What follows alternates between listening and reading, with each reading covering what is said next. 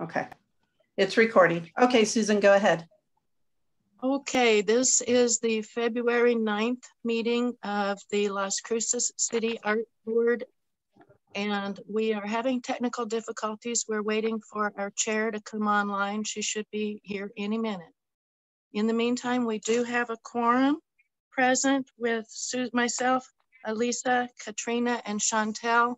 So we'll start with the technical part, which is a review of the agenda and approval. Does anyone have any additions or changes?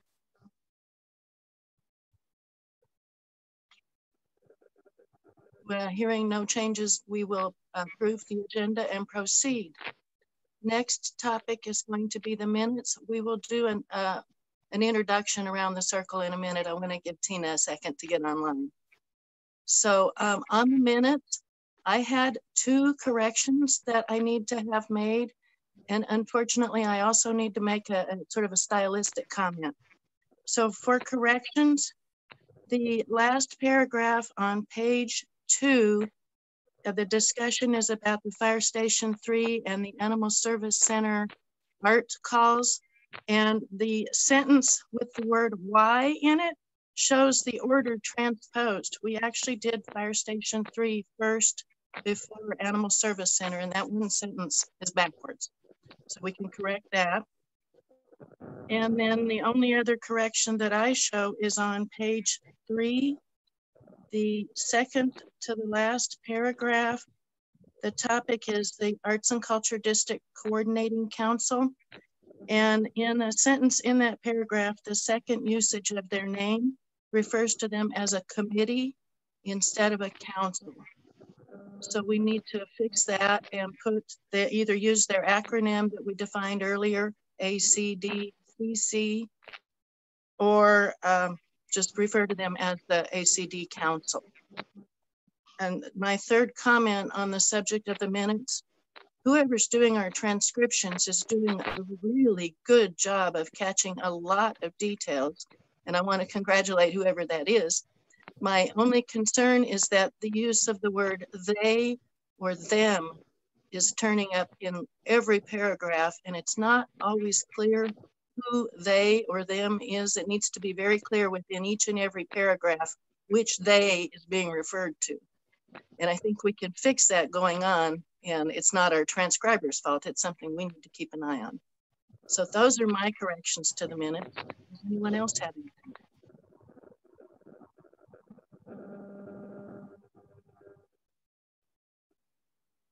Is everybody else hearing me?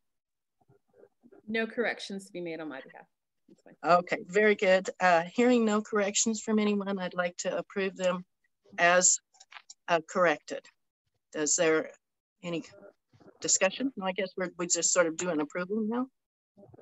Sorry, I'm out of practice on this job.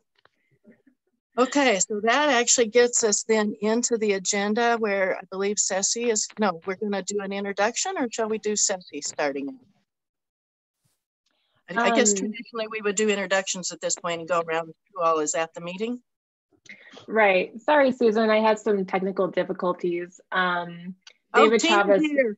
I'm here. David Chavez. David Chavez is the new chair of the City Art Board, you guys. No, I'm just kidding. Sorry about that. I had no idea that if I shared a link, that was my own special link. Yeah. Just don't call me Tina. Okay. I think we can do that, yeah. Okay, so Susan, you went over approval of the minutes, correct? Yes, I had a couple of suggested changes, which I'm hoping our recording caught. They're very simple ones, and I think we got it. Okay, so then we'll go ahead and we'll start with introductions. So we haven't done that quite yet, right? Correct. Okay, so my name's Christina Blue. I am the chair of the Las Cruces City Art Board. My name is Susan Frary. I'm the vice chair. My name is Elisa Grayson. I'm the secretary. Chantal Yazzie Martin, board member of the City Art Board.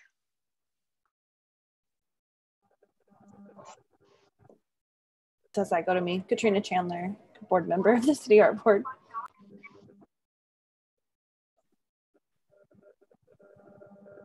Was that all the board members? It looks believe like so. Okay. Yeah, so isn't here yet. Okay. My name is Ceci Vasconcelos. I'm the art program coordinator for the city of Las Cruces. I'm Greg Smith. Greg Smith. I'm the director of the Doña Ana Arts Council and also the chair of the Arts and Cultural District Coordinating Council. I am David Chavez, committee chair of the Arts and Cultural Coordinating Council. And Madam Chair and board, there are some attendees also, and Assistant City Manager Ikani T is on there as well. Oh, and I'm sorry, I overstepped. I think Councilor Flores is on here too. So go ahead and introduce yourself. Flores, City Councilor, Liaison. Excellent. Is that everybody? Well, is Ikani on? Did you say? Yes, I'm going to change him to a panelist so that he can actually have a voice.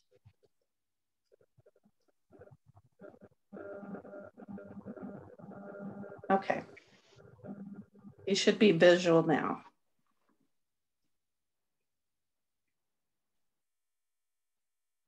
Okay. Hello, everyone. Thank you for the opportunity. I'm here and I appreciate the art board and all the great things. I've been doing tours and seeing all the lovely art around the city, and I know there's some projects coming up, so I'm excited. Can only be here till 10:30. I have a staff meeting, but thanks for allowing me to be here.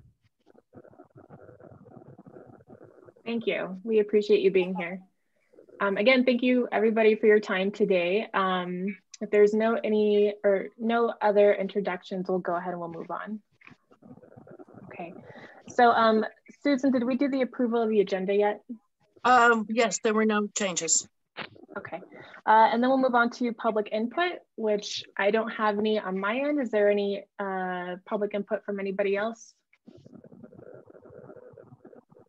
No? Okay, so we'll go ahead and move on to staff updates and action by Ceci Vasconcelos, Art Project Coordinator. Thank you, Madam Chair and Board. So I will begin with the Animal Service Center Go Bond project, Cafe Call. I've been working on a draft for this call for entry, and it's almost ready for review. We've incorporated the changes that the board had to the language into some of the legal language in Firehouse number 3 project, so that we stay consistent and include the legalities that we were asked to include. So I hope to send this to the board this week, and then we can be ready to launch hopefully by next week. The fire station number 3 Go Bond project. We did meet as the selection committee to jury the 12 top 10 applicants. We chose 3 applicants and 1 alternate. We sent the notification letter on last week and invited them to present virtually. All 3 have accepted the invitation. And so now we will work on the process of getting them added to our system, and they will start working on their proposals. One thing, this is the first virtual presentation. So we're working out the details so the designs can be viewed clearly and be judged fairly through a Zoom call. So that's going to be interesting.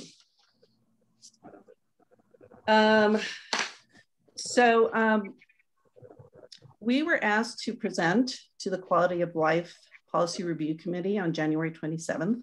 And I did a presentation. It was a 22 update on what the City Art Board and the LCPA, Las Cruces Public Art Program, have been doing in 2020. So I gave them a report that included the master plan approval and installing the Tree of Knowledge, and also Tree of Knowledge in Untitled Park. But I also let them know that a lot of the projects that we had planned were delayed or postponed until this year because of COVID. So following the presentation, there was a lot of really good positive discussion, and some of the comments included inclusivity in our projects, diversity on the board and in the artists that we work with, creating mentorship opportunities as part of our contracts with the artists, and providing educational and opportunities and resources for our local artists. And all these points were goals and guidelines that are already included in our master plan. So I thought that was it just reaffirms that we're on the right track with our program. Just some updates on our marketing and website and social media. So last meeting, I said that we could use Quality of Life Facebook page and the museum Facebook page, not knowing that public art program is no longer under the museums, and Quality of Life doesn't have a Facebook page. So, so we are moving forward with creating our own page. I've already submitted the paperwork to the city manager for approval. And as soon as we get that, we can start creating content and we can launch it officially. So I'm hoping the tentative date for that would be the beginning of March. And if we can do it sooner, that's even better. Let's see. I did send out our first news release of the year, and I hope, or I was told that it would be included in this week's Las Cruces Bulletin, so be on the lookout for that. They also requested to do an article on the city art board. So I'll be working with the writer for that and gathering information from each of you. And then hopefully we can coordinate a Zoom meeting where I can take a picture of all of you on screen, since we can't get together. So more to come on that. What else? The live streaming. There was a question about live streaming these meetings, and we used to do that on YouTube. But since we went to the Zoom webinar format, the communications department no longer does that. It's just a logistical reason for that. And so what we can do, we can ask them to post our meetings on YouTube after the fact, and they will be made available to anyone who wants to watch them. And then we can also, once we establish our Facebook page, we can start live streaming them on our own page. So so there's that. And the website, we're working on creating content to update it. It's an ongoing project for us. City Hall lobby art. We are looking at a tentative date of installation in June. So the artist is as you know, and we've said before, this was all delayed due to COVID. So, so the artist is prepared to make that trip and do that installation, but we don't see it happening before June. So, and at Munson Senior Center, we were expecting artwork from New Mexico Arts. The contracts are with the city manager now for signature. We will get that back to New Mexico Arts as soon as possible. And then we will have delivery of our two pieces, Happiness is the Path and Blue Corn. And we'll be able to install those. And that is it. Any questions? That went fast. Yes, it did. That was a quick one. That's a lot of material, really fast. Can we go back to the Quality of Life Facebook page that we're now going to create? Do we have that somewhere else in our agenda discussion, or is this the moment? This is the moment, I believe. Okay, we had several members of the board who had a lot of ideas or input or energy for that topic. I would like to hear from them on that, please. Well, I have a presentation later that goes a little bit into that, so I don't want to overbuild. Okay, maybe that's the one I was asking whether we have that. So if that's on our agenda for later, then I think we're good for now. I mean, I am quite excited to know that we're going to be the first one for quality of life, and I think it's a good thing. Great. Yeah, I'm very excited about this. I think this was some very solidified information, and I guess our next step would be to think about committees for specifics within the, social media or website or things like that, just to have some board members kind of designate some of their time in creating content or just nurturing these pages. So is that something that you think we should set up now or maybe discuss in our executive meeting? Probably that comes after we talk about committees. We don't have, we don't have a committee discussion today, but I mean, we could always add that into the agenda as well, right? We could probably include that under discussion at some point. Okay.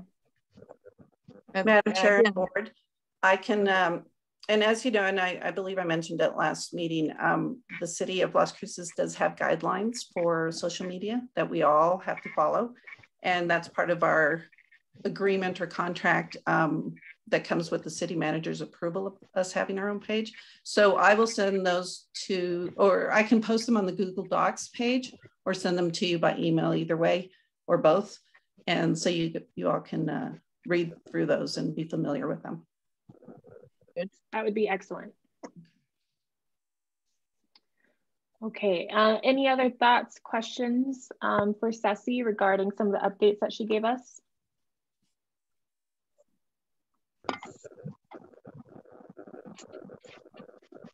No, I'm just happy that all of the three were responsive for the firefighter. I was really excited about that. Yes, I can't wait to see what they come up with. I know. So I have one thing I thought about this morning with the Fire Station 3. That is down in, there was a whole design committee review charrette that was done a year or so ago for that area of the country, of the city, involving where all the cotton gins are and that whole area. And they had a lot of design discussion during that charrette as far as what themes were very popular in that neighborhood. Maybe some review of that process might be good to give to the artists that are doing their presentations. If they had a link to that charrette. Thank you. Thank you for mentioning that. I will look into that because I wasn't aware of it. So that's helpful. Thank you. And Susan, you froze, I believe. Uh-oh. Okay. Subject, Fire Station 3 is in an area where there has already been a design charrette done, and some themes and popular design topics that were discussed then. Okay. And I don't know if you heard my answer, but thank you for mentioning that, and I will look into it and because that's helpful information. Okay, thank you. Okay, wonderful. So we'll go ahead, we'll move on to discussion and action from the City Art Board. So I guess we'll go ahead and discuss, actually we'll move on to a board member introduction. So first off, we do have a couple of more openings for the City Art Board. So again, tell your friends. You can find the link on the website and send that link to them to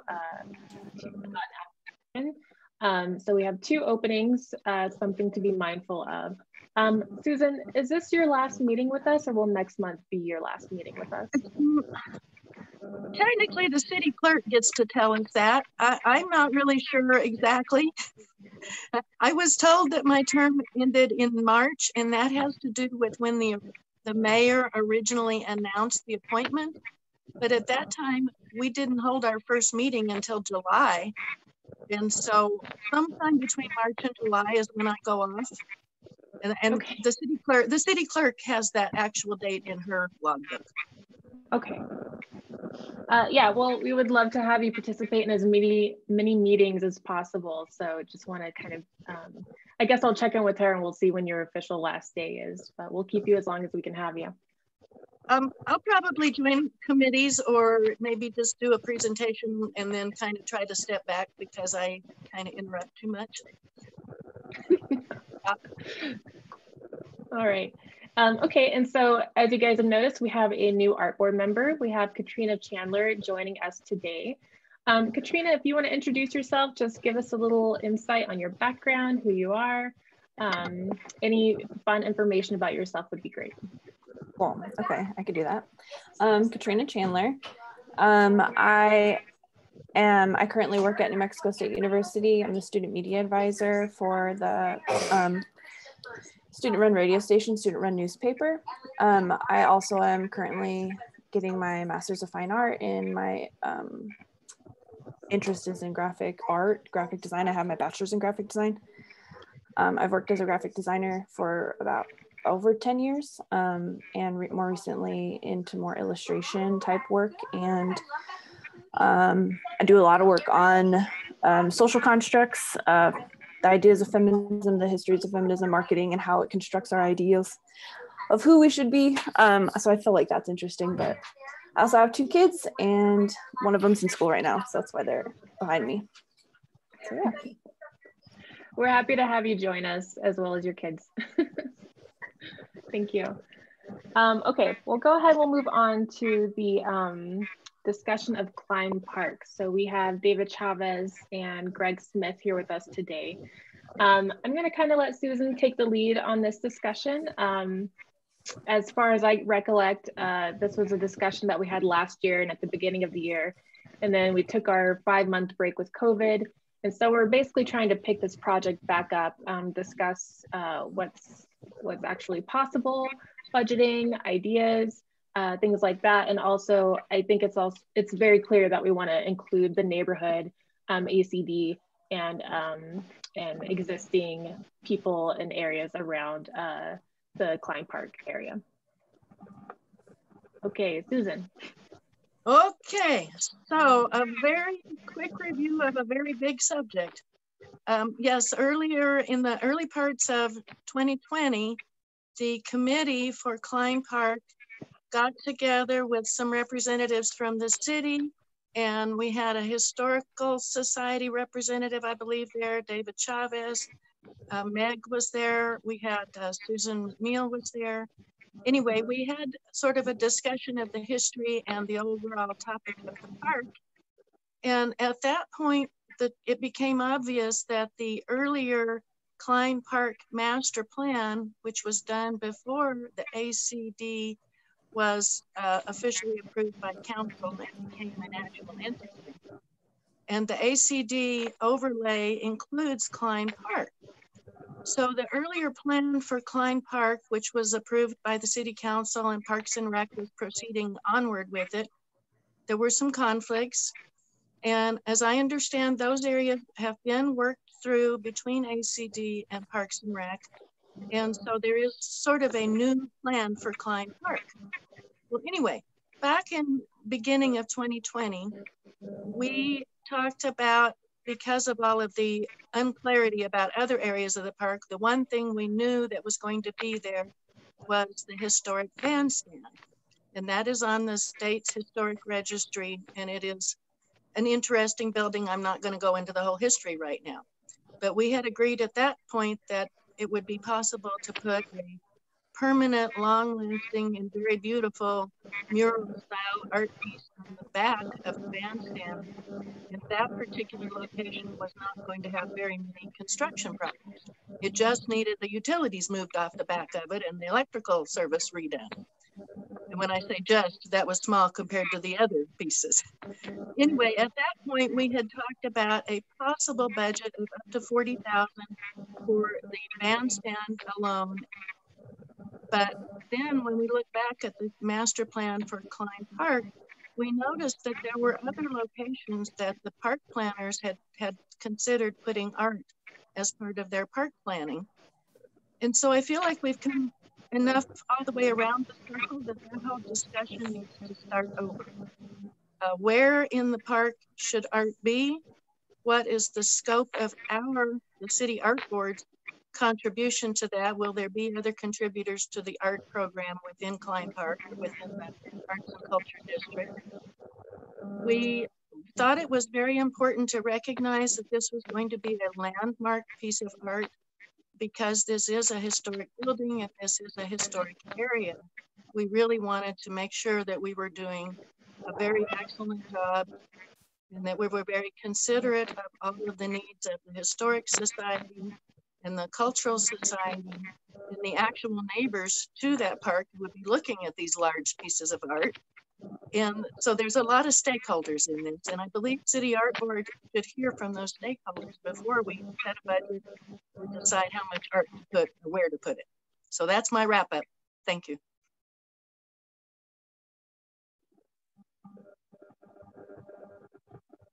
Your mic's off, Tina.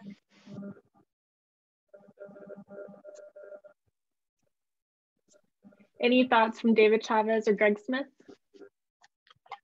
This is David Chavez. I was there at a few, actually we had probably about 5 or 6 meetings at the time about Klein Park. The issue about the electrical, we did get an okay to move it, but then the city is still concerned about placing all that electrical that actually feeds into the rest of the park in a separate location. But I believe the first okay was that they would move it, but it's still kind of up in the air a little bit.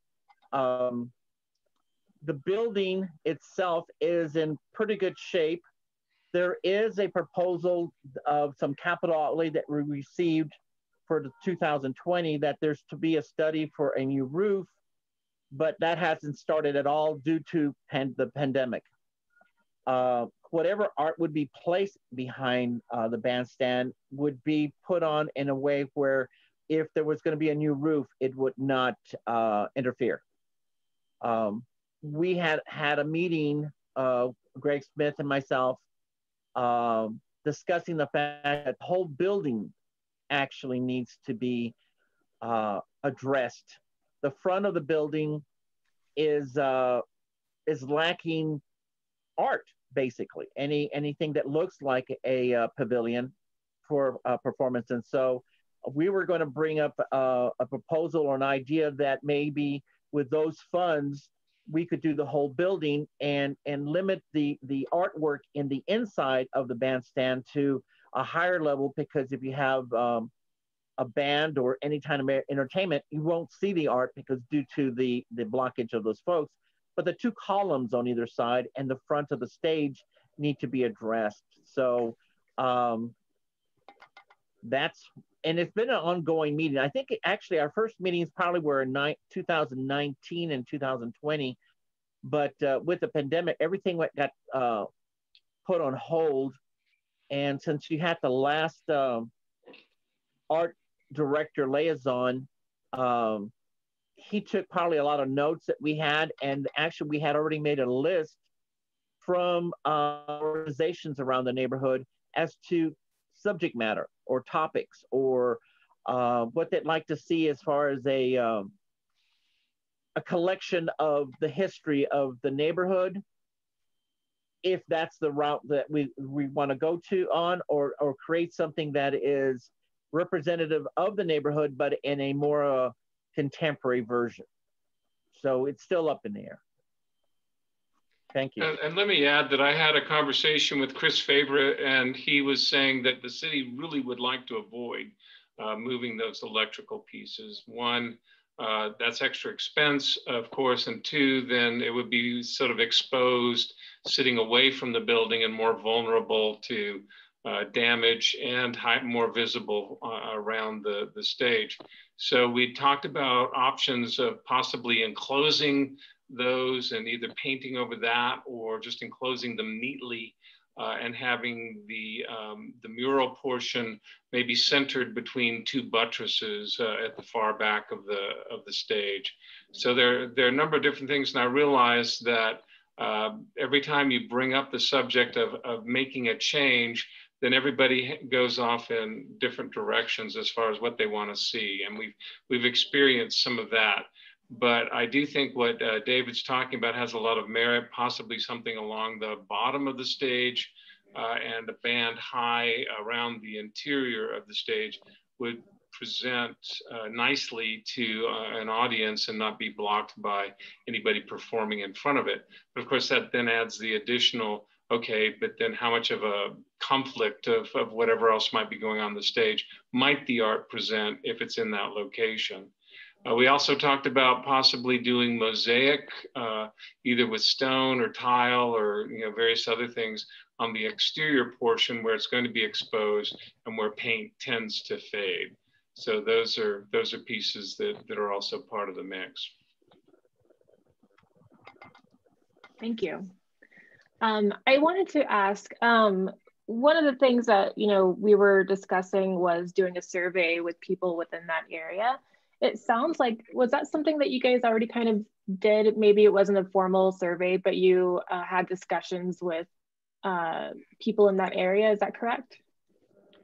This is David. Yes, I had contacted Las Esperanzas Inc., which is the historic preservation group there, and also the Mesquite Historic Preservation Society as well. That's another organization there. As to topics or what they'd like to see. So it all ranged from Camino Real look, Native American, to Camino Real, to settlers that came through the Camino Real. The only subject matter that they didn't want to see was conquistadors. They felt that that subject matter being with Don Juan de Ornate, being, all the monuments have been removed, why would we add something that would represent that and bring more of a family or the settlers story instead of the conquistadors story? So that's what I know so far. I can look up and see if I still have that list of suggestions, but if not, we can go back to the same process and ask these organizations and maybe some of the people that actually own homes around Klein Park. There's a lot of rental. I think there's only 1 to 4 people that actually have homes there, and everything else is rental. But we can go back and do a survey and see what they like. Okay, thank you for that. Thank you. Susan Ferry, did you have a question? Well, my question or comment has to do with the city and those electric utility boxes on the back of the bandstand.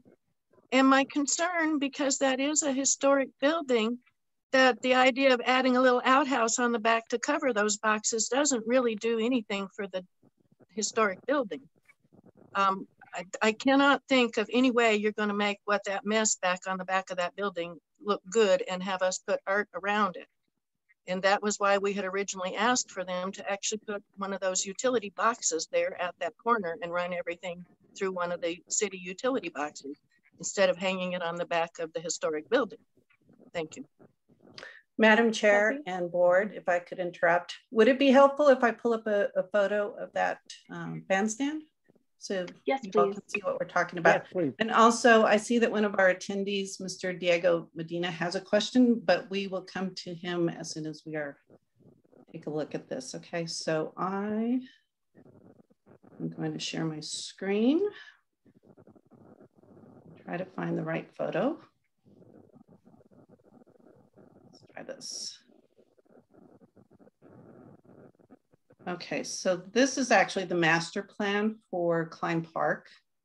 This is the last, well, this is the one I found. So I'm thinking it might be the most current one that is approved, but I know that they plan to do more changes. I don't think this basketball court is going to be here any longer. They're going to leave it near the bandstand. So I thought this was the other photo, so hold on a second. Let me stop sharing this. And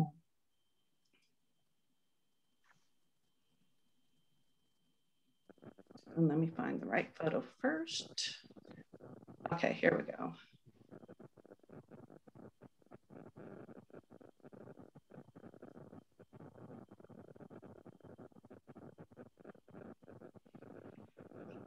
Okay, so here is the back side of the bandstand. And I believe, I don't know if you can see my cursor. This is the panel that we are talking about, the electric panel. Yes. Is that correct? Yes. So the artwork that is being proposed would cover this whole back side. Is that correct? Yes. Yes. Okay. And I didn't find or see any photos of the front side of the bandstand, so I apologize for not having that, but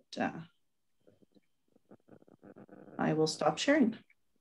Well, leave that, actually, you could leave that up for a minute. Okay. The discussion about whether the art needs to go all the way, it's a half circle, it's a hemispheric back end, and the area between the two columns is only about 1/3 of the total back of the building. And again, this all goes back to scope and scale. If we're doing a smaller section of the building, do we want to actually put some art over there in the other areas that were shown in the master plan? Do we want to decorate just the building, or do we want to leave that building for its own capital improvement project and let the art and decor and everything being done to that building happen in a separate area? And we could do some other lovely art in the park. I'm kind of leaning away from working on this particular building, in case you guys haven't noticed that.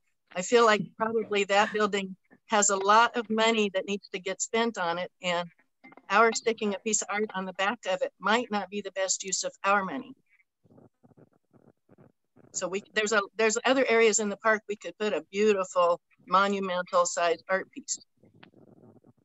And that, I think, is the point I'm sort of beginning to think about. Thank you, Susan. Yeah, I'm curious about that too, whether we, have some sort of a structure around the bandstand instead of actually, putting mosaic or paint or whatever on the actual bandstand, what that would look like. Because it does sound like that this needs a little bit more work. I guess, would Sonia be somebody that would be appropriate to speak to you about in terms of just updating the entire bandstand and the roof and things like that? Madam Chair, this is Councilor Flores. Yes. Yes. Can you hear me okay? Okay. Yes, I can hear you, Tina. I just wanted to make sure that, because I've had my hand up, and so I think what Susan is addressing is really important, especially Greg. Hi, Greg. Hi, David. Hi. Hi. What is it that you were saying, Greg, about the bandstand really needing a lot of work? And what is the feeling out there in the community, David? So the question is for the two of you, because the two of you have a pulse on the architectural, the artistic, and historical, and what the people there want too. So I think what Susan is saying is really important, and especially in light of what you just said, Greg. So what is it exactly that the bandstand needs? Does it need a total renovation, or do you know? Well, thank you, Councilor. I'm going to go ahead and let David address that, because he's been on this project longer than I have. He's also been more in contact with the surveys and the things, and talking about what the building needs. I'll be happy to jump in on some of the other things, but I think David is going to be able to mainly answer what you're asking about. Thank you, Greg.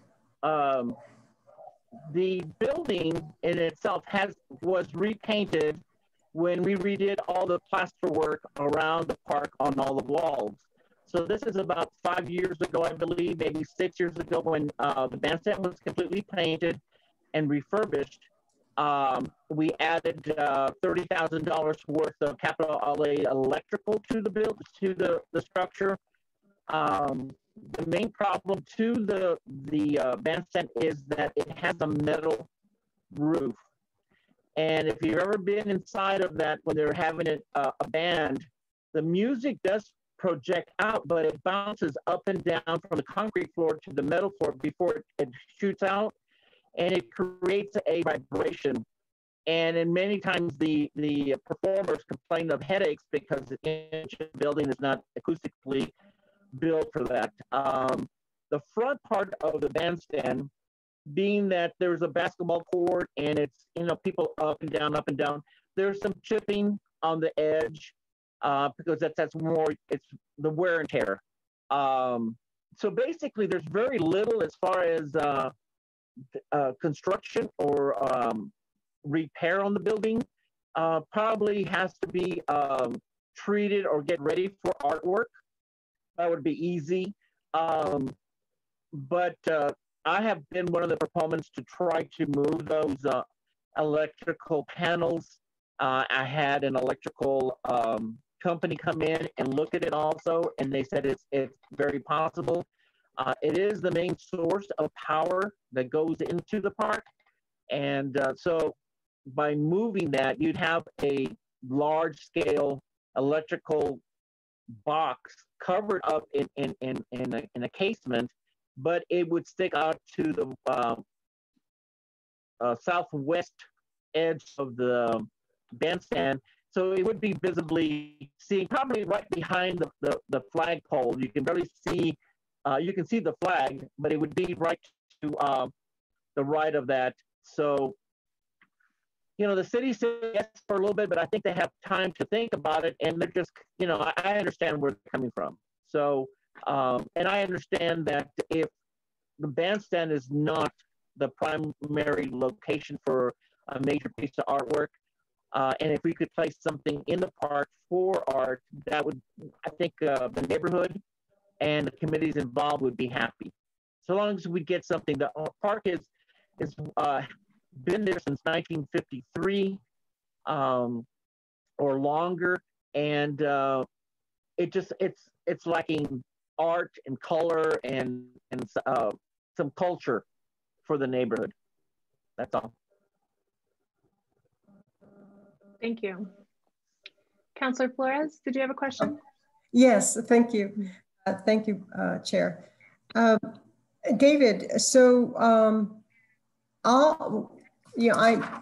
I'm just wondering, I just want to get a grasp on or totally understand. I really want to understand why there's been so much discussion about, for years now, really, when you look at, as time ticks on, to have a mural. And then based on your comments right now, and based on what Susan has said, and based on, everything, the fact that it's an old building, the fact that the acoustics are lousy. I mean, it's not the Hollywood Bowl, and I don't think anybody expects it to be, but it also, though, it sounds like it's not really a target for any kind of artwork based on the comments that you and Susan have made. So why has there been so much discussion about it, since there seems to be some reticence there? And I don't know who can answer that question, Tina, but I think the question that Susan also asked is, and I don't know if my questions are rhetorical, food for thought on how we proceed on this, but yeah, it does look like major CIP money. It would be something that Sonia would definitely have to be brought, Sonia Delgado, Director of Parks and Rec, they're in charge of, they cover this area, would definitely have to be pulled into these meetings when we discuss this, or when the board discusses. So it's definitely a nice gathering thing for the community, though. And it just depends on what, we expect, the goal, the function of the bandstand. Thank you, Madam Chair. Thank you. If I may, this is David. Process for moving the electrical and anything that was going to be infrastructure for the bandstand was going to be coming out of the Arts and Cultural District capital outlay funding. So basically, it is funded, but and in partnership with the city. So as far as thinking that we have to come up with some funding, the funding exists. It is just a matter of the will of putting art on this structure, and more bang for the buck, being that it's in the back of the bandstand. Our hopes in the future is to develop Oregon Street from Main Street, because this is a walkability arts and cultural district. So people walking up on Oregon would see this artwork, and the ones that drive on San Pedro. You really wouldn't be able to know that there was art unless it's publicized if you're driving on Mesquite Street. That's why the mention of maybe dressing up the front of the building to create it more as a theater, so people know and it's dressed up as this. But I do like the idea that Susan had, that there may be other locations on the park for art, but not to leave the bandstand out of the picture. Maybe we could still do something to it. Thank you. Thank you. Susan? I know we have some other people who need to speak, but I know that Greg Smith and David Chavez and maybe several others will remember the discussion about the old fire truck that used to be in the park. And there was, this is a very sensitive subject. I see your face, David. And I know that Greg has also been involved on us trying to, that particular piece of equipment was removed and was supposed to have been retrofitted and saved, and somehow it went away. And the money that was available to use on it, we're not sure where that money went. But I kind of feel like some sort of art that involves that little piece of fire truck history might heal up some of those old wounds that several of us are still trying to get over with. I personally had an attachment to that fire truck, so that's why I brought it back up again. Sorry, guys. Thank you, Susan. This is David. I hate to be talking so much. The fire truck is sitting in a city yard, and after a few people looked at it, they feel that it is beyond restoration. But then again, at the beginning of the conversation with the fire truck with the city, I believe it was Nathan Small and a former counselor, and I believe maybe Greg Smith was involved in this. There was an amount of almost $30,000 put toward restoration, and this is going on almost 10 years ago. I don't know where those funds disappeared to, or maybe they just went back into general fund. I was doing some research, found the same year fire truck in Indiana with the original engine, same maker, same everything, for a ridiculously low price of, I think it was $15,000 or $18,000. And had given the information to a couple people in the city, and it just disappeared from there. So having the fire truck as it was back at the park, that will probably never happen. I believe it's in the, where is that? I can tell you where it is. It's over behind one of the baseball diamonds in the Hadley complex area, but it is in really poor condition. At one time, we did have people that were willing to donate a new engine to it, new tires, a new transmission, and all the stuff. And then we had found all the pieces in a variety of places. But this is about 10 years ago, and so it's still a hot topic. It's a delicate situation. When you bring up the fire truck or you bring up St. Genevieve's, they're both in the same level. Thank you. Thank you. Maybe adding a structure at that corner of San Pedro, with what you were going off of, David Chavez, you were mentioning how you wanted the back of the bandstand to be viewable from Main Street as people walked up that street. maybe we can project a couple of like sculptures or something that would be like a nice entryway instead of actually putting it onto the bandstand, if that's a direction that you guys would like to go. That's the thing. I have two questions very quickly. One to David and possibly somebody at the city, but one is, has that bandstand been subject to much graffiti over the years? We have eliminated the gang issue at Klein Park for some time now. The reason that we went ahead and repainted the park is that we had a lull. There was no graffiti going on. I think it was last year or the year before, there was a bit of graffiti right in the center of the bandstand where that light fixture is there now. And the city went in here and patched it with a different color of paint. But that's the only problem we've had as far as graffiti since the new paint job and the plaster job at Klein Park.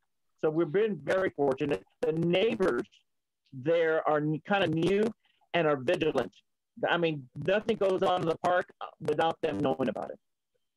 And the reason for my question is that oftentimes the reason for painting or doing a mural or doing a mosaic is to cut down on the graffiti.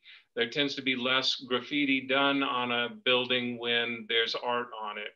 So if there's not really a problem with that, that reduces the reason for doing that. The other, as this discussion goes on, is there a time frame in which there needs to be an answer? I mean, all of us I know would like to see something done appropriately, done happily, done inclusively, but does the art board have a time frame in which a decision needs to be made on this? As of right now, we do not have a time frame. Go ahead, Susan. Yes, it's my understanding that one of the issues that we're having over at the finance people of the city is the fact that we haven't spent the money they already gave us. And we've been sort of stalled in a circle between trying to pick a place to spend our money and then having the pandemic issues. And so this purchase for Klein Park was something we had been planning to do now for some time. And we really have been asked to spend the money we already have while we're asking for more money.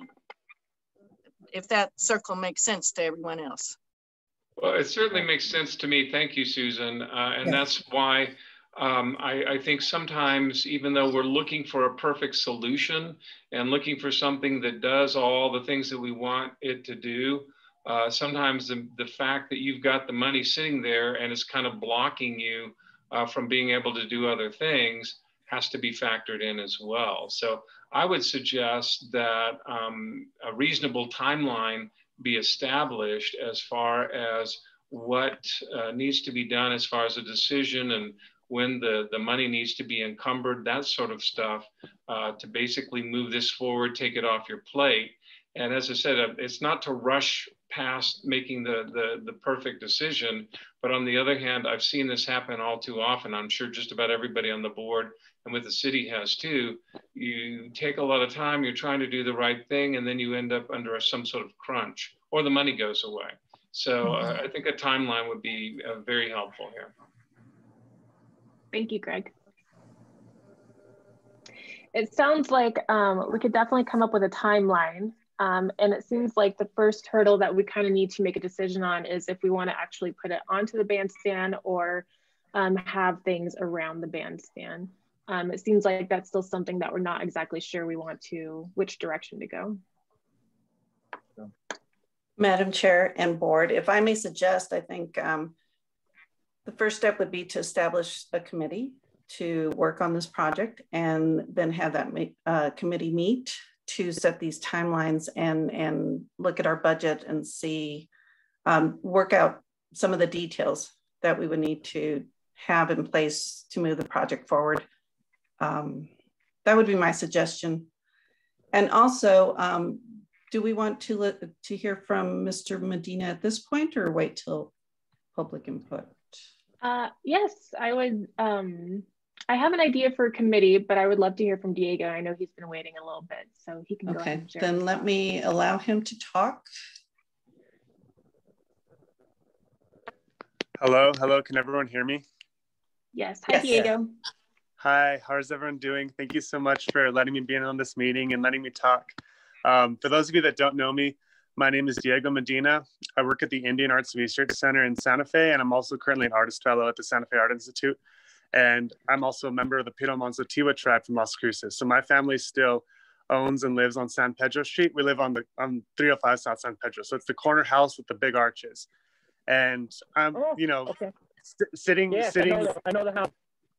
Yeah. So my family's been there since the original land grant in 1839. So our paperwork goes all the way back to then. And of course, Klein Park is really important to my family because that's where our tribal baseball team practiced. We are the city champs. So my grandpa was the coach of the Jackrabbits, which was the first all-Indian baseball team in Las Cruces. And we won city championships back to back multiple times. And, this is a really important neighborhood for me, of course. And it's really important to our tribal community. And I just wanted to speak because, I know there's plans to do a lot of projects in the park, as you're saying, and none of you mentioned that there's any sort of, tribal consultation in regards to our original community and neighborhood. And so I just wanted to make sure that that voice is also heard and represented, and that there's continuous conversation going on so that, erasure doesn't keep happening with our community and our neighborhood that was, the site for our pueblo historically and to present day. Because like I said, my family still lives there, and a couple other families still own houses down there, even though a lot have been pushed out.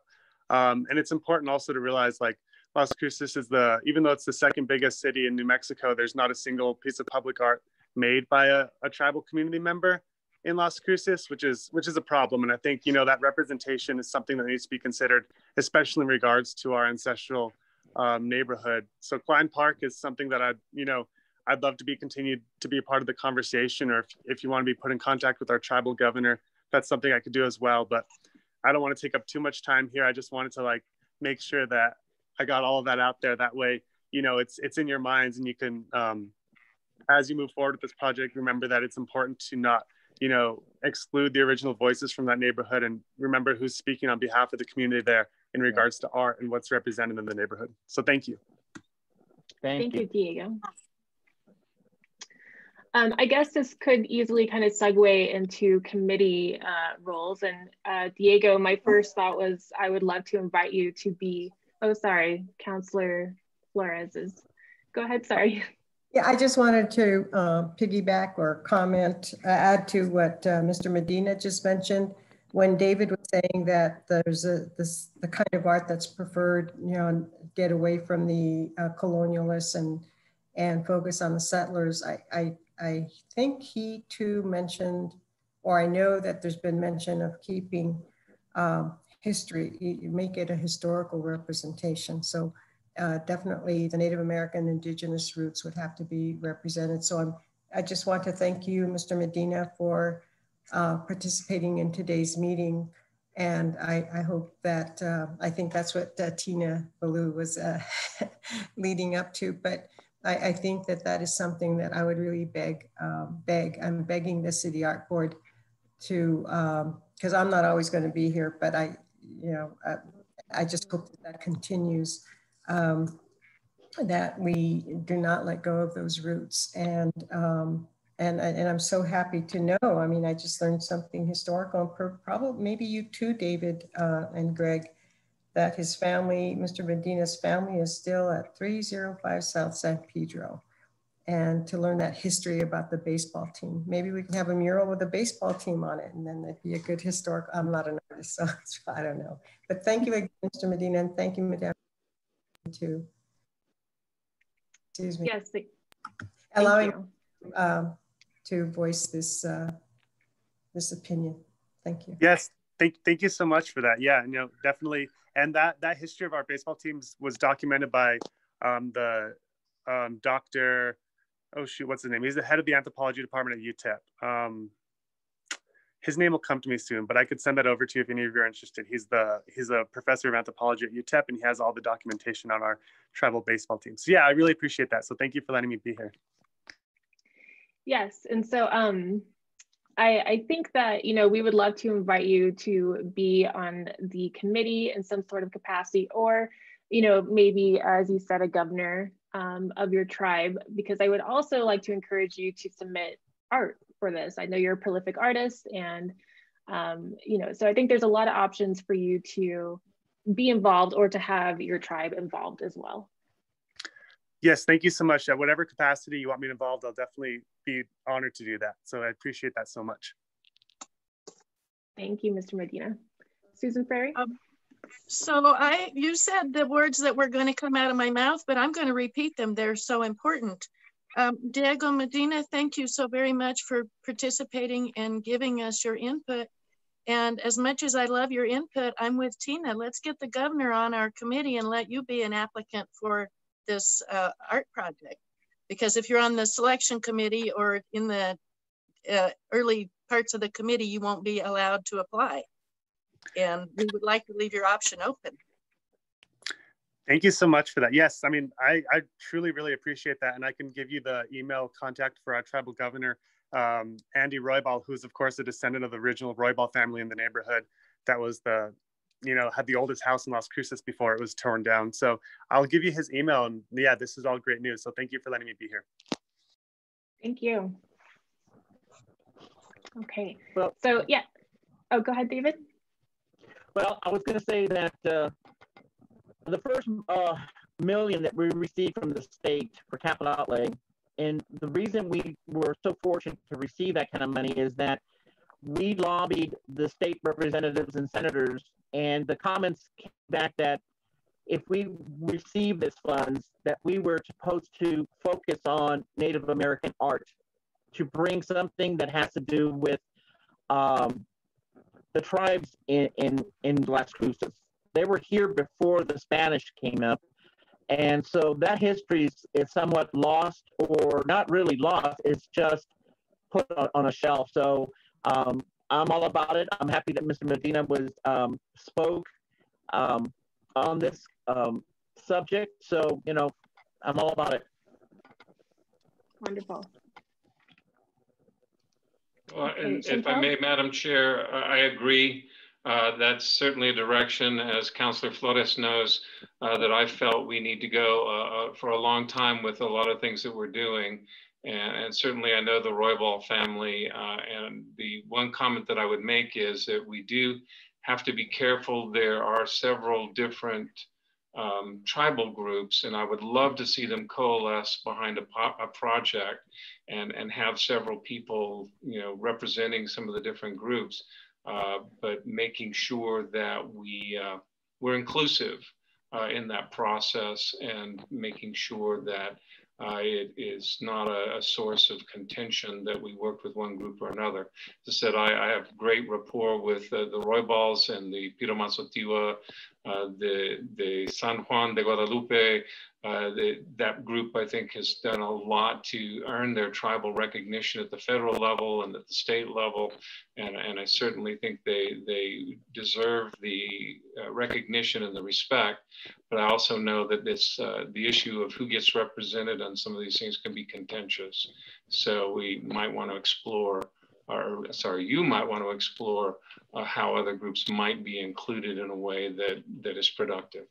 Thank you. Thank you. Yeah, and I completely agree with that comment. I think it's a great opportunity to bring all the different histories of the tribal groups in Las Cruces together. So I really appreciate you saying that. Thank you. Thank you. Chantel, did you have a question or a thought? Yeah, I have a thought. So thank you, Diego, and overall thanking you for your comments and your input. I agree, and we have a pretty big Indigenous community at within the schools, within NMSU's enrollment. It's increasing as we keep going. So I agree that there would be an amazing art piece that could be inputted. And there's a lot of what we call pan-Indigenous art that's coming around that can relate to a lot of like the tribes overall.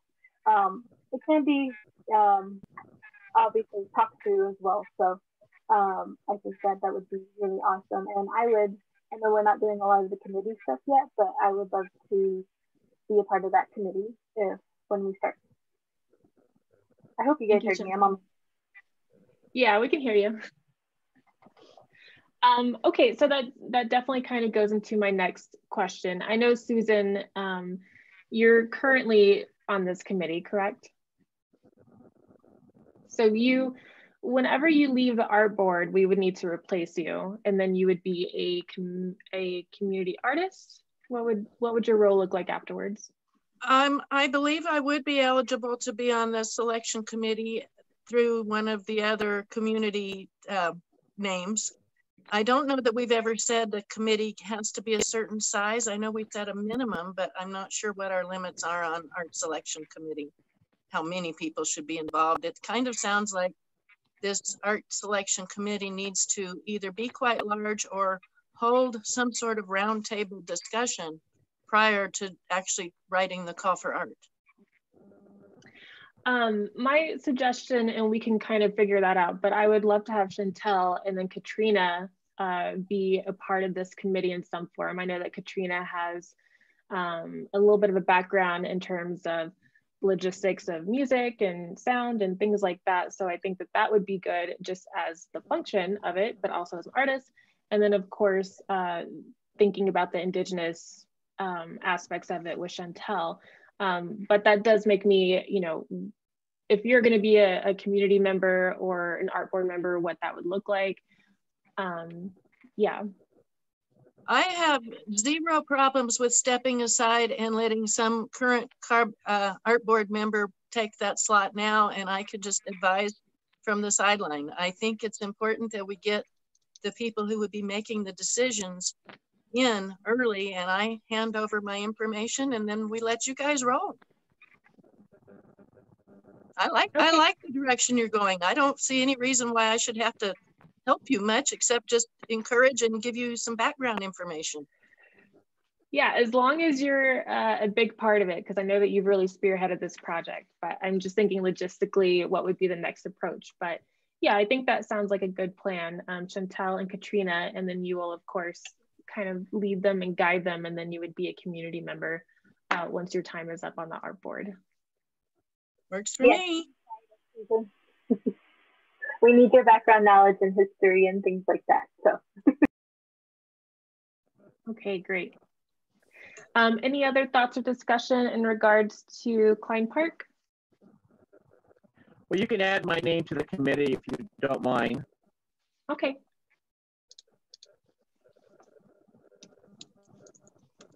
So I'll we just will... say that if I may, Madam Chair, I'm glad that there are a lot of people stepping up. I also really am thrilled, as I mentioned earlier, that this we're looking at it in this direction. I think something really spectacular can come out of this, so thank you. Thank you. I think what we'll do is we'll go ahead and coordinate behind the scenes another meeting with just the committee and everybody that wants to be involved. So Diego or your grandfather, David, and Mr. Smith, if you guys would like to participate, we'll send that information out to you as well. Thank you. Okay. Thank you. Thank you. Okay, so we'll go ahead and we'll move on to the rotating art project. Saul isn't available, but they and Chantel were supposed to kind of give us a little bit of a presentation. Chantel, are you ready to kind of present that to the art board?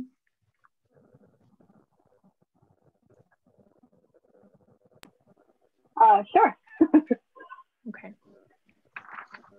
Okay, so I don't have anything to screen share. Do you have that email that you had sent out to the committee board about what we were discussing?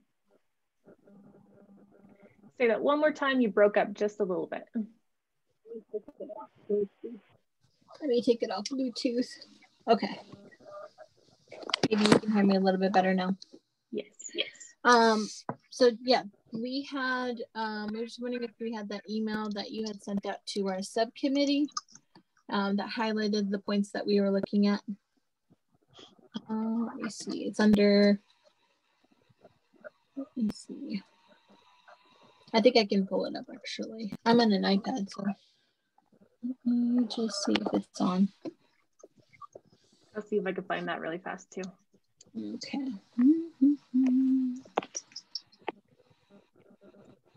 Looking through emails. Okay, I think I found it. Hopefully it is there. I'm just trying to go to the, what you had said. Oh, there we go. All right, let me see if I can screen share this.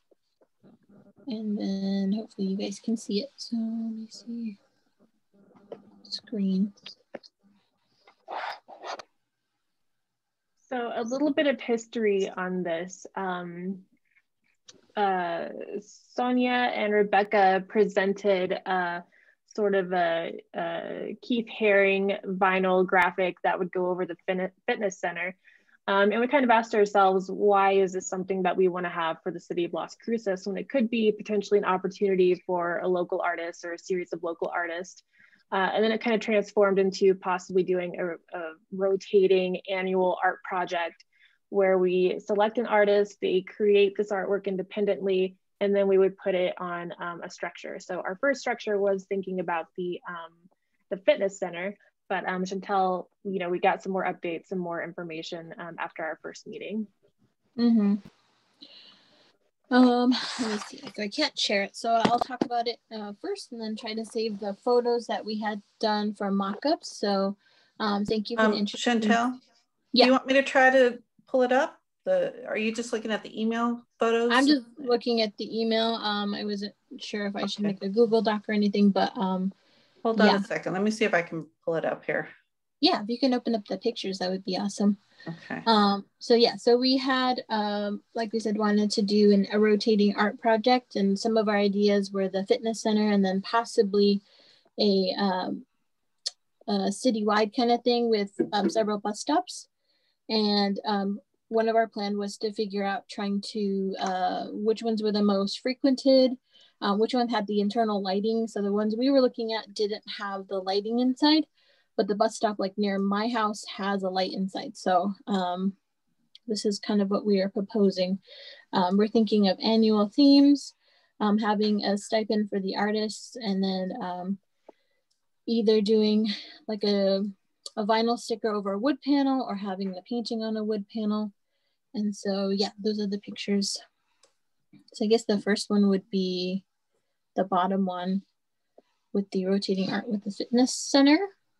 When we went there, it was not as awesome as we thought it was gonna be.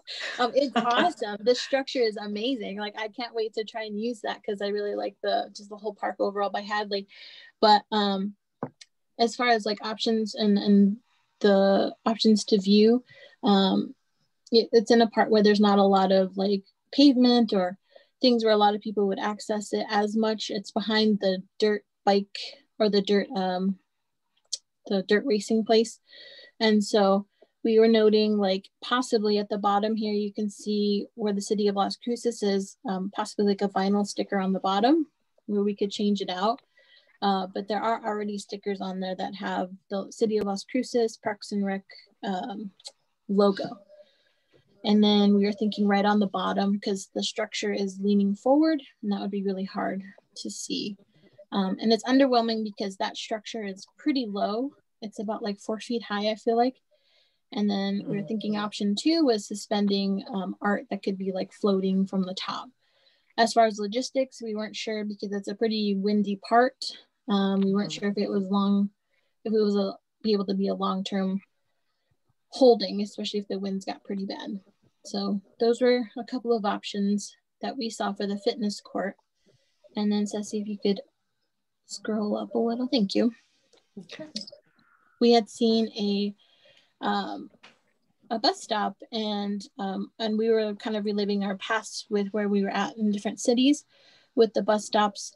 And so Will talked about his experience in El Paso and noting like different ways that people have incorporated art in the bus stops. And so we were like, we need that as well. We have artists who are just depict like we see the Organ Mountains every day, but we see different renditions of Organ Mountains, the cacti, everything that we have that's Southwest that could continue to bring a brightness to our community. So we proposed, this is the back. The first one at the bottom is the back of the bus stop. We weren't sure. We just kind of wanted to make sure all angles were there. As far as like lighting though, it was kind of iffy. And would people actually see it on the back? Probably not. So we went to the front where the sunflower is, and there are already built panels there. It depends on which bus stop you are, because there might be an open space or it has that like lattice metal thing going on there. either way, it looked like it was a pretty easy installation for like a wood piece or even a vinyl sticker over the wood piece. So then the other piece would be having like a vinyl sticker on the top of the bus. Like, so when you sit and you look up, you see some sort of art up on top of the roof. And that's when we would, we're thinking of logistics of like easy installation, longevity, and maintenance. And just kind of seeing, and we're hoping that with finding out which are the most active in the city within hopefully each district of the city, that we can hopefully find people to keep looking and maintaining and seeing that piece to make sure that like there's no graffiti. And from what I've seen, I kind of walked around and drove around. There's not a lot of graffiti at all, pretty much on the bus stops. And we were talking about hopefully that it would increase bus stop usage, having a little fun. Like we could do a lot with public relations, do like a citywide scavenger hunt, just have like QR codes to our site, just things like that that could be implemented with these rotating art pieces. So yeah, let me just make sure I'm hitting all of these sites. And then obviously we wanted for, we were kind of looking and talking back and forth. So Will brought up some really good points about like who uses the bus system and how we can make it more accessible to everyone. And, you know, just making sure that people who have access to transportation and don't kind of like just have that piece where the bus system is the bus system. We can use it for a necessity or just using it to explore the city, and art would be like the basis of everything. It could be an encouragement to open up to just opening up that space a little bit more. And I think that's what we had talked about. Sorry, the pictures were a little small, but even just seeing the pictures of the nature, I was like, oh, that looks really pretty. It could be very colorful. It could be really cool. And I think Tina had given me a more examples. I think it was just on my phone though, personally, but just seeing how that art was installed on the side. So it was inside and on, I guess, on the side panel where you would be inside. So that one looked really cool as well. So that's what we were looking into and what we were seeing when we were out exploring on Saturday. Thank you, Chantel. Yeah, any thoughts or any thoughts or questions? Madam Chair. Councilor Flores. Thank you. I just want to thank Chantel and Saul for working on this. I think that the more art we have throughout the city, the more it'll draw people. I agree to the bus services. What we're trying to do on City Council, several councilors have said that we should, because I think one of the questions they had, or one of the like the audience type questions, what are the demographics? Who are the people that use the buses, the local transportation? Mm-hmm. We're trying to do throughout the city, of course, is get EV, electric or at least hybrid buses. But we also want to make them free, just free transportation throughout the city. And that will definitely, it'll have an impact on the environment. And then people will also be enriched with their lives and their lives with the artwork. And I think the bright colors are just absolutely wonderful, Chantel, because bright colors just necessarily enliven your spirit. And then the one you have of the building, the picture you have of the building, it'd be good if you had historic pictures there. Maybe you said this and I maybe spaced out or got distracted by my dog. If you could just say where it's located, and then that might draw people to go to that part of the city. And because the whole idea, and that's why art is just so important in our lives in terms of our souls and our humanity, is that it brings people together. It brings out probably the best in us as humans. And And if we can just draw more people together and, you know, have maybe someone who goes out to see where that building is, and then they run, if someone there is also there for that purpose, and, you know, just really bringing people together. I mean, that's what it's all about, in my humble opinion. But I just want to thank you, Chantel, and Saul, and thank you, Madam Chair. Thank you. Greg Smith. Madam Chair, thank you. And thank you, Councilor Flores. I'm going to piggyback on that. When you're talking about a historic structure, possibly encouraging people to go out and take a look, it might actually be kind of cool to have that historic structure be located on one of the bus, you know, routes. In other words, if you're seeing this on a bus shelter, it might actually show you someplace that you can get to on that particular bus route. So anyway, some of that thought, but thanks for the historic preservation thought there. I appreciate that. Thank you. Elisa? I actually had a few thoughts, but Greg, do you mind elaborating on the statement you just made? Can you elaborate a little bit more? You said you want people to experience the history on each one for direction, just so I received it well. Certainly. You know, we have historic structures in the city. The city owns a few of them. And when you're trying to highlight these things and make them part of our ongoing culture, part of our awareness of our history, that if you're choosing some of these, you might actually look at where they're located in relation to some of these bus routes. So say you're looking at a bus stop in downtown Las Cruces, and one of the bus routes happens to go by the historic, you know, District 3 courthouse, or the Trost designed house on the corner of Picacho and Alameda.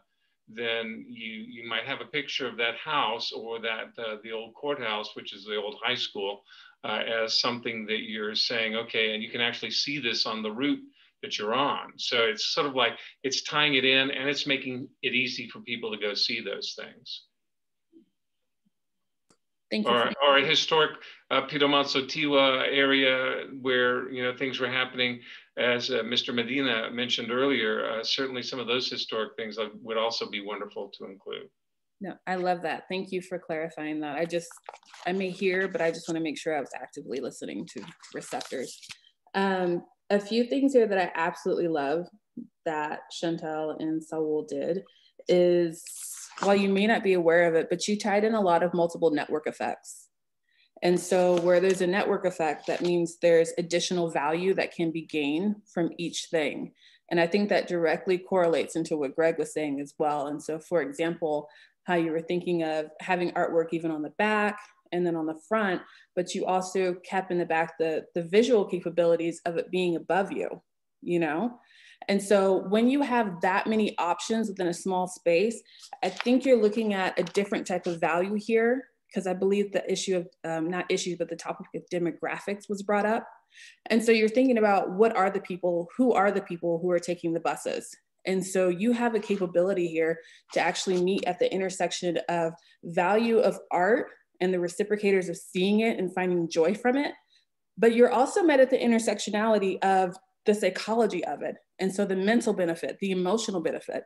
And so when you're taking into account here the demographics of who are riding these buses, you're actually solving and problem solving and being preventative within the community to kind of be on the forefront of what could happen in a negative manner, to whereas someone's sitting there at that bus stop and they're seeing your bright artwork, right? And they're taking those in, and the mental receptors and the emotional receptors, they're all just intertwining here. And so you're actually creating a new process for decision making for people that you never even thought would. So I just love how the network effect of the multiple gains and values here were just totally set. Like, you may not have known this, but everything that you said was exactly what I'm saying here. And I just thought that was really beautiful. And even for what Greg, that's why I wanted special clarification for what Greg was saying, is you're tying on the benefit for the city as well, as far as what is already here and bringing more recognition to that.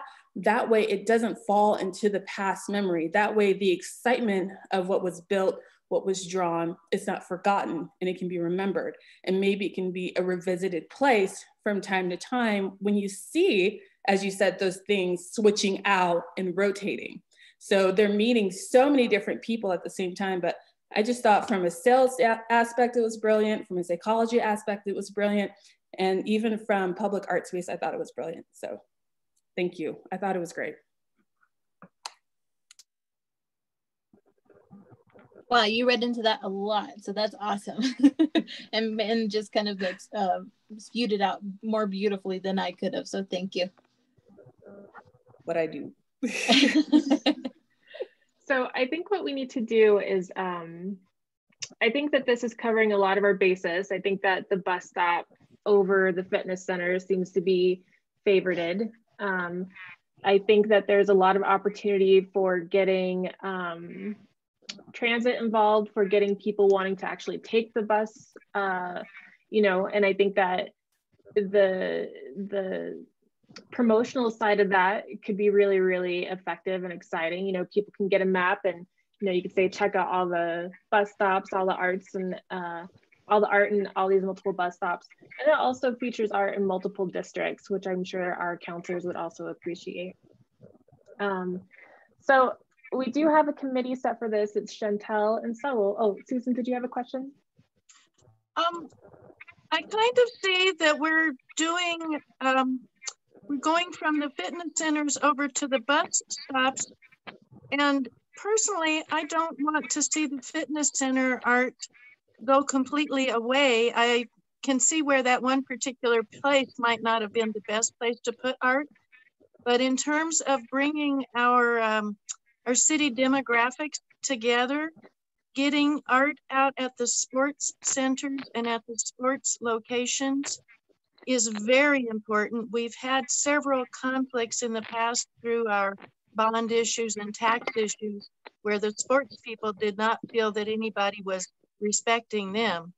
And possibly if the subject of art involved the sports people actually getting some of the art, they might feel a little more included in the arts community.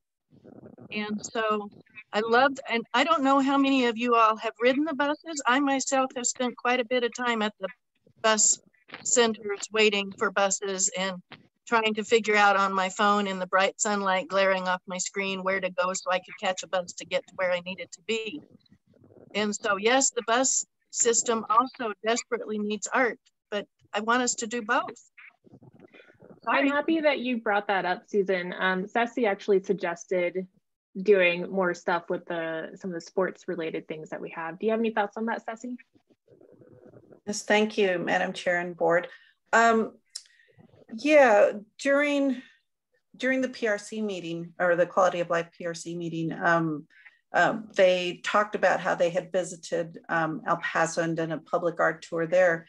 And we showed pictures of the stadium there, and it has these huge panels sitting on the fence of different art. I think some of it is animals and some of it is just colors, and it just looks, some of it is actual like really large art drawings of baseball or kids playing baseball or baseball players, that sort of thing. And it just has a really, it's very impactful. It just gets, it looks really nice and it just gets so much attention. So I thought, you know, that could be something that could be done with our sports complexes on a smaller scale, of course, because it's not a stadium, but, you know, put art panels on the fences, make it more beautiful than just having a chain link fence surrounding these complexes. That's something, of course, we would have to discuss with Parks and Rec, but I think there's opportunity there, and it would just add beauty to those areas. And you know, you have huge traffic there, so many community members would see the art. So it's a good opportunity. Thank you for that.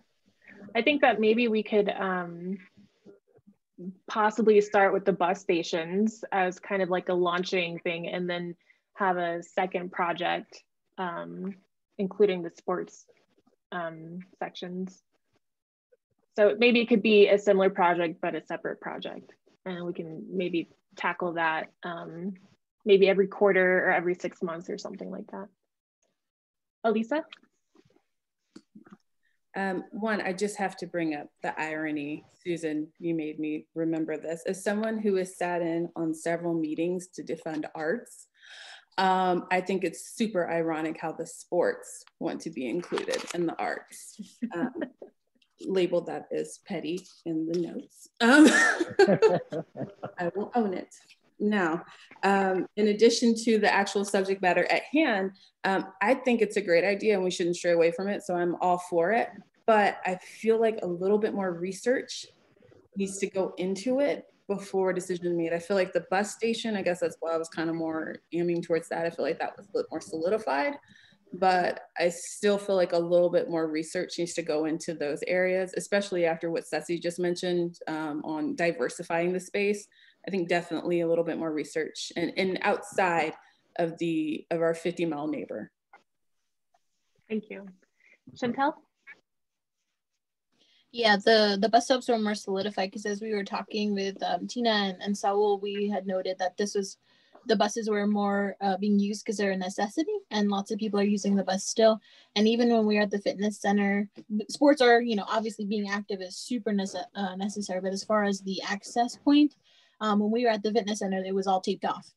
And many of the parks and the playgrounds are taped off right now. And the varying parts of like open and close with this pandemic is a little bit harder to plan for, but we can definitely keep going with planning intermittently and then keep going with the bus stops because, as we see every day, there's buses going by. Whether they are on time is nothing, but I think that's why we kind of went towards and more planning more for the bus stops.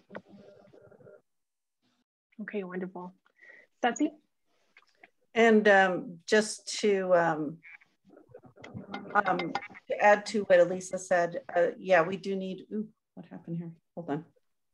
We do need to do more research. If we do go the route of the bus stops, that's definitely a conversation we have to have with transit.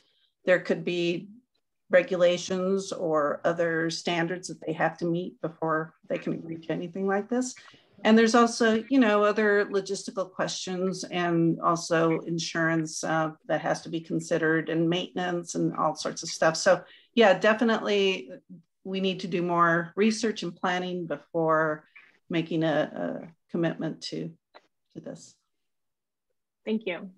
I think maybe we can have this committee kind of focus on a rough budget to implement to award the artists. And then maybe in our next meeting, we can invite transit to also be included in this conversation. Ceci, what do you think? Yeah, you could do that. Or if you're planning to meet as a committee before the next meeting, that could be a place where you could invite transit to weigh in what they think is possible and what this partnership might look like before we take, and then we can invite them to the board meeting. Okay, excellent. I like that. Chantel? Just as a subcommittee new-ish member, what else do we need to make sure that it's kind of ready for a vote in terms of different things, or before we send out a call? Because when I first came in, the animal center and all the fire station stuff was already planned, so the calls went out. But as far as this, what are the basic elements? I guess with budget, communication, with collaboration with transit system, and what else? Susan? Well, the most important thing is that the committee does not issue a call. The committee does not do anything except develop some items for the board to approve, and then it would go forward to a call. Thank you. So I think to answer your question, and Susan could correct me if I'm wrong, if we have a little bit more information on this, more things to kind of digest and chew on, then we could put this for a vote next meeting with some of the new information that you have, and we can make sure that we put that on the agenda.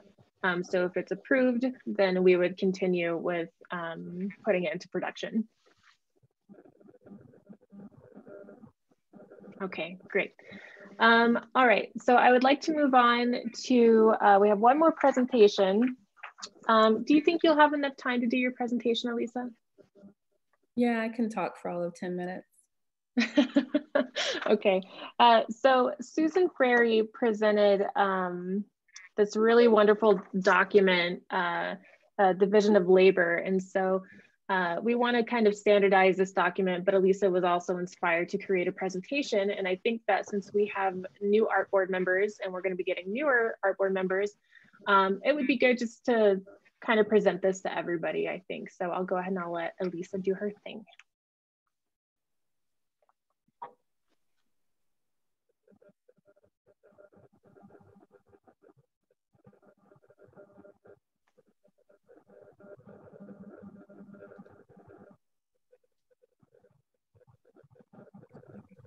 A couple seconds. Okay. We wrapped up that last one pretty quickly. It's your turn now.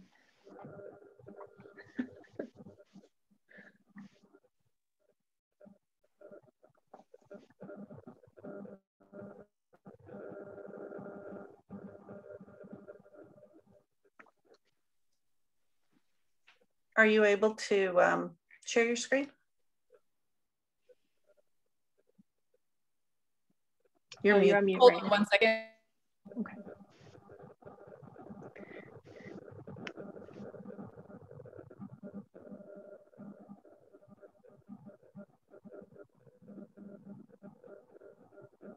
I may need to make you a co-host if you're having trouble.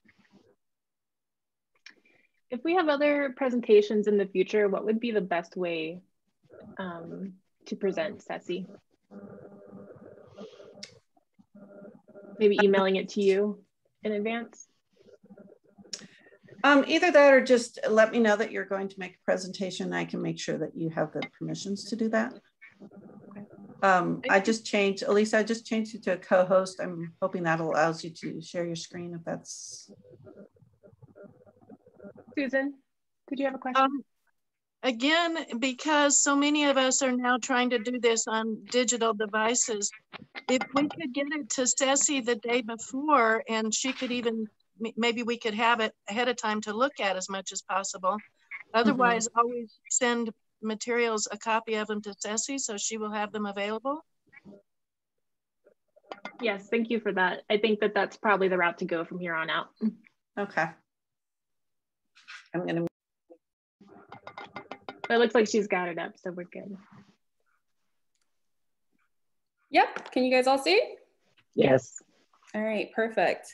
So this is just, again, think of it as just a proposal. But with the City Arts Board, I guess just my experience being new to the board, and then being here on the executive board, there was just a few things that I saw that maybe needed to be reworked around a little bit. And so I'm looking at the City Arts Board as launching a business, but I'm looking at it as launching a startup because of the way that things are kind of catching up from the past to the present. And so that's kind of how I want everybody to kind of receive this information, not necessarily as something that's definite, but as an idea. So going forward, when I think of the executives, I'm thinking chair, vice chair, secretary, and I'm asking myself, are there any high-risk challenges associated with performing without clear pluralism in governments? And what I mean by pluralism is actually some things that went on in this very meeting here, the coexistence and the connection within other individuals and various stakeholders, and then presenting a level of openness and inclusiveness. Those words were mentioned quite a bit in this meeting. And then also things of clear governance, which again were mentioned in this meeting. So the knowledge of knowing what are the processes, who is in charge, who do we go to? And so I put up an example here, and it is in addition to what the chair, vice chair, and secretary currently do, or look at it as a new realm of division of labor, because it is premature, I would say. So I'm looking at the chair and how they do recruitment and volunteers, community members, board members. I'm looking more at the vice chair as handling more of the orientation that happens afterwards. And so someone that can really get to know each member, so that way when something does come about that is disruptive as far as a disagreement, someone has a little bit more enriching knowledge about each individual and being able to really make solid decisions. And then the secretary, I'm looking at more like a presentation liaison, so that when people do want to present to the arts board, they can learn or see how to do it. And maybe there's already some information available on how to present to the board. That way that level of professionalism is there. And then also they kind of know the guidelines and most importantly, expectations that are associated with that. So that is my ideas for the executive team. And that's something that I hope that we can continue to have a conversation about in the executive meeting. But the most important one here is the development team. So again, when thinking about the City Arts Board, like I said, I was thinking of it like a startup, something from a beginning here. And there was 3 things and a lot of things that came to mind, but mostly every time I wrote down something, it was all about development. Anytime I was reading through Susan's notes, the word development came to mind because we're trying to develop who we are, the reputation of the City Arts Board, and what we can be for the citizens here of Las Cruces. So immediately I thought that there should be a community relations development team, program development, and market and research development. And of course, these development teams are referred to as committees. So community relations, something that's been brought up before, someone that will play a hand in the social media, be a contact agency, maybe for anyone PR-wise that would like to get in touch, but I know that may contradict with Ceci. But I do see community relations working on major events, which in the future would actually separate and become its own committee there once COVID has dissipated. Then we have things like program development. And keep in mind, these are all, a lot of these things here that I'm mentioning are influenced by what our Vice Chair Susan had written down. So they should seem familiar. But program development here, it's exactly what it says, doing certain programs and getting out there in the community. So things like Holiday Insights, I'll be clear, when they have like National Pizza Day, right? So there's National Steel Arts Day or something of that nature. So that way there can be something comprised or maybe some type of program in the community about that, like a small activity. Training and education, a way for us to tap into that untapped market from what I've seen right now of people who do art in the community, the artists, and those that are inspiring and the younger generations that want to really get their art out there. That way, maybe our cafe can be filled more by local artists. So small public activities. I remember there's something like Public Artists at Work here. And that's where it was a small event where you see exactly what it sounds like, an artist outside at work. So these are just outside of different types of programs that you can do to kind of interact with the public. And then this one is my favorite, marketing and research development. So a way to, that way when we have these communications about what's going on presently with artwork, where can artwork go in the city? What are some ideas, just like for the sports and the public places, what are other cities doing? That way that research and marketing can go into play there. Sorry, I've been talking since 5:30 a.m. So there's something here called design thinking tools. And that is, I'm going to share my screen here. That is utilizing something like this. This is utilizing technology at its fullest. So right now, you're seeing, of course, the map of Las Cruces predominantly. Now, we can have different artwork around town and we can specify where they are. So someone can be in charge of uploading and maintaining this. And that way, when you click on certain things, you can see what it looks like. But the best part about this is currently in process. So things that are currently being done, that way, when you want to know the expectations or what's going on, you can see the notes below here where someone's updated it. And keep in mind, these are just examples I put in there. They're not actually going on. But these are some examples here, or a partnership with the utilities. What time is it? Partnership with the utilities. So cafe top 10 here, awaiting for top 3, yes, no, maybe. So that way we can really show a clear presentation of what's currently going on. So that is what that would mean there. And I'm sorry, I'm trying to rush through it because of time. I think you're good. And I also want to point out with that, that this is kind of an internal system for the art board to utilize, and also maybe some of our partners, things like that. So we can see where we're all at in terms of production. Thank you, thank you. And so something I thought about here is we are all clearly leaders here. And so I didn't want to put anything about leadership development, but when things do happen in organizational change management, or when we have things that are going on with different projects, I think something that we should look on is something called feed leadership. And that's more where we're focused on educating and encouraging development. And so the development of ourselves here. So when we're looking at doing different projects here, like for instance, bus route, we can adapt to what they use in actual organizational change management and adapt this to our project management. So right here, when we're looking at discovery and design, I believe on the City Arts, that's been done predominantly when it comes to the bus route, right? And then we're looking at planning and strategy. And then of course, one of the questions was, what do we need to do? What is the budget? What needs to happen to get these things approved? And then when Susan came in and quite naturally said, just don't put any call for actions on cafe. And then we're looking at testing, launch, and feedback. And something that I just wanted to bring up here, it's a little random, and I didn't expect to go through this quickly, I'm sorry, is keeping in mind here when bringing up the different committees and different subcommittees and volunteering for certain things, it is quite beneficial to everyone. So, you know, don't be afraid to try new things that maybe are outside of your expected realm.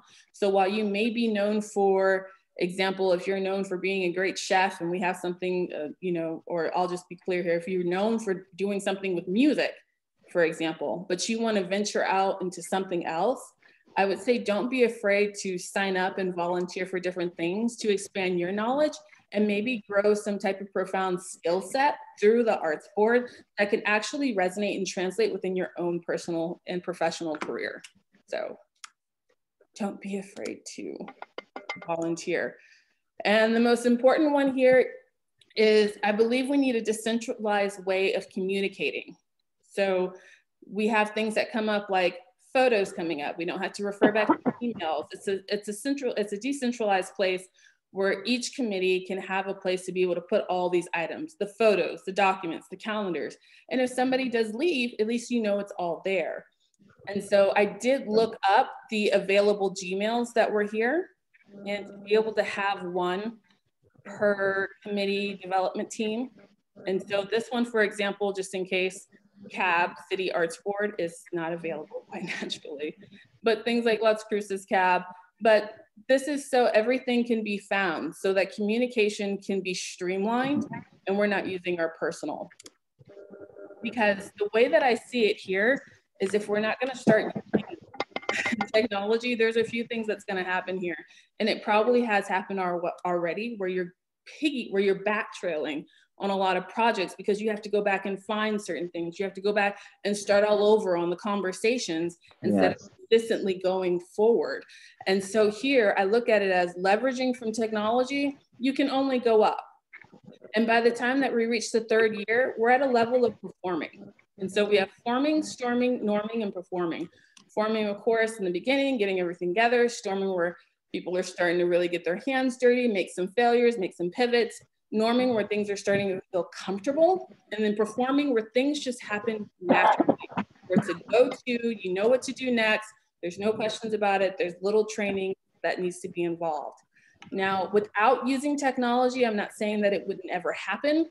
But what I'm saying here is by our second year, and we're looking at hopefully being outside of COVID, we should be just going straight for the moon.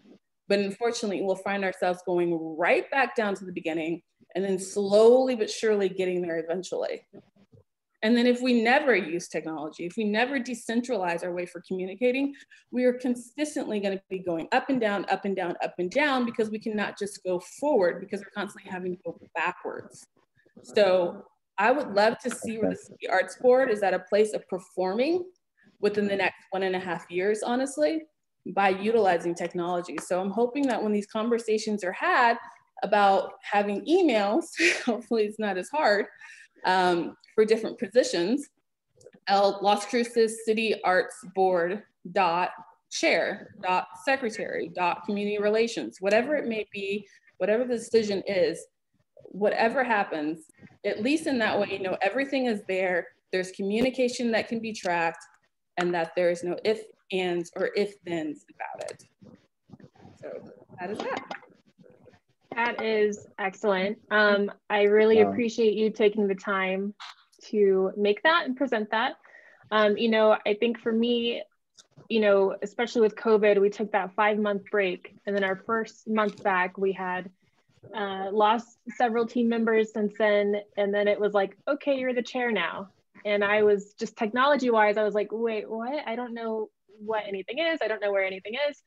But I think thinking of the longevity of this board, whether I'm here or I'm not, that this information can easily be passed on to the next person and then the next person. And so the art board will never miss a step if we really focus on structuring this right now. So again, thank you, Elisa. I really appreciate that.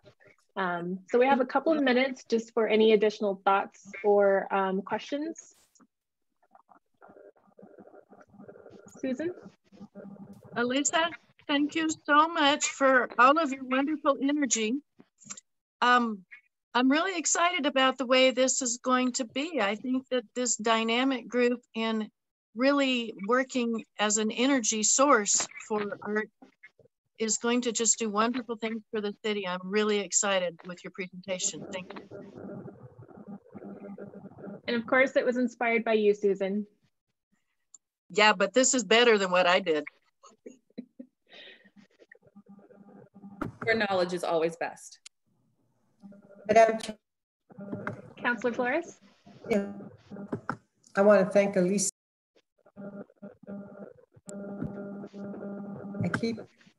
I keep unmuting myself. Okay, so thank you, Elisa. That was dynamite. And Susan, thank you for setting the groundwork. And thank you, David, for participating. And I'm so glad. Did you say you want to be on the board, David, or am I recruiting you now? I'm on the committee. Oh, committee. Oh, okay. That's a good start. And thank you so much for being at today's meeting. And thank you, Greg, so much for being here. And I think that the continuity is definitely necessary because as I've already experienced, I think a few of us have already experienced, is the change of the liaison from the city, the person that, the position that Ceci now has.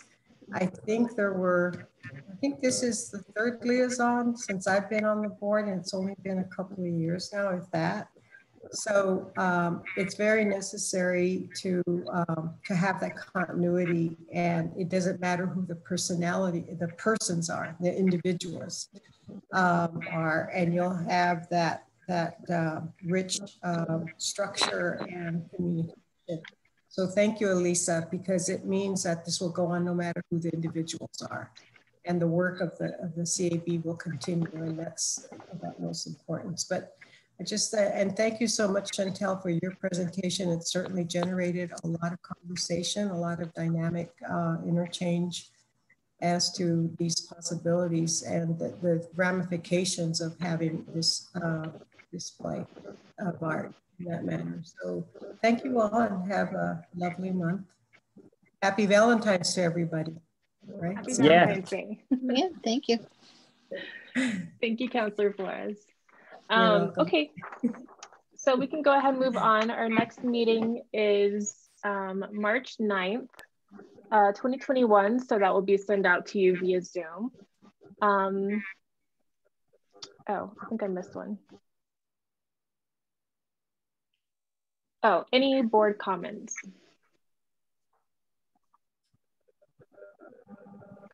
Susan. Okay, I'll start. Elisa, I really like this, and I like where Chantel took us with going into new things. I think one of the subjects that was around 5 or 6 years ago that needs to come back to discussion sometime this year, but not right away, has to do with the size and scope of our public art collection.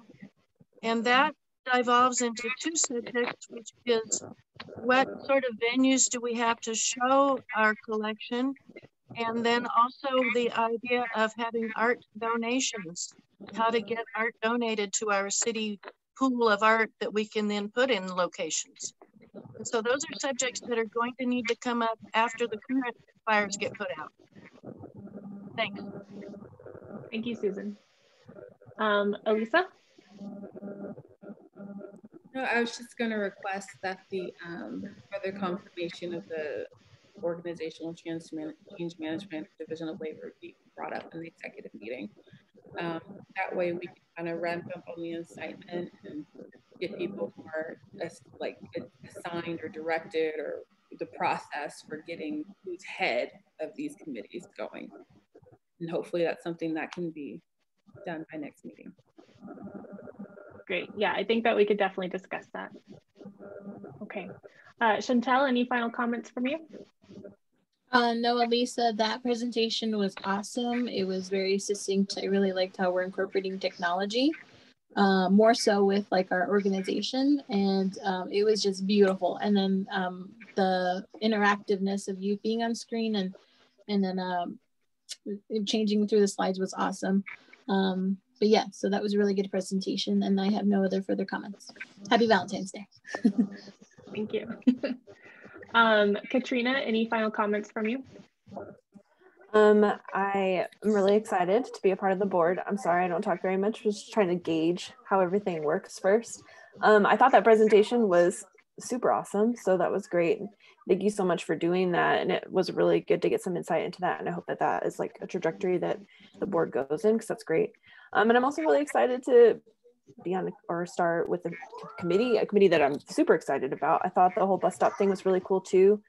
So yeah, I'm looking forward to all of that. It's really awesome. Excellent, thank you. Any final comments from David Chavez? I think the your presentation, Elise, was awesome, just incredible. You got some points there that I think I can use myself on a day-to-day basis. I mean, it was awesome. And thank you for letting me be on the committee. I appreciate that. There's a lot of great ideas out there, and maybe there's some topics that we haven't even grazed on, especially on Native American. So I think we have an opportunity here. So thank you. Yes, thank you. Ceci, any final comments from you? Thank you, Madam Chair and Board. Just wanted to say I'm just blown away by that presentation. I was watching all the things move around, and I couldn't even listen to what you were talking about because that was so cool.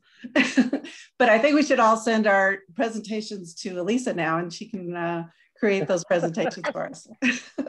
Just kidding. But thank you all, and I just feel like things are moving forward. And like Susan said, we're putting out the fires, and then we can really dig deep and start moving forward with our other goals and plans. So thank you for all your help and input and engagement. Thank you. Greg Smith, did you have a final comment? I don't remember if you spoke already. I didn't, but thank you, Madam Chair. Yeah, I agree. The presentation technique that Lisa used was very engaging, and we have somebody on our staff at the Arts Council named Karen Conley. I'd like to put Lisa in contact with Karen just from the standpoint of how I mean, in general, I'd like to coordinate more with the art board, but on some specific things that we're talking about with education and that sort of thing, I think there could be some really productive interaction there. And in general, thank you. I plan to come to more meetings. I appreciate Ceci making sure I got invited in a way I could get in this time, and keep up the good work, y'all. Thank you. Thank you.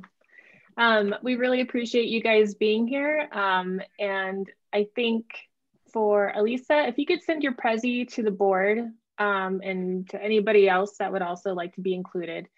And then Chantel, same thing. If we'll go ahead and you sent that to Ceci and I, but we'll send that to the whole board. That would be great. Yeah, I'll make it pretty and then send it to you guys. Okay, great. No further comments from me. I really appreciate you guys being here. So with that, do I hear a motion to adjourn? I move to adjourn. Okay, Elisa moved to adjourn. Is that seconded by Chantel? Yes. Okay. So again, our next meeting will be March 9th, and we will see you guys then. All right, thank you. Happy Valentine's Day. Everyone, have a good day. Happy Valentine's Day. Thank you, Ceci. Bye. Bye. Is it really? Bye, David. Bye. It's good Bye, seeing Greg. you. Good to see you. Miss you all. Miss you all very much. Miss you too. Okay, be well. You too, please. Okay. Thank you. Be well. Bye-bye. Bye-bye. Bye.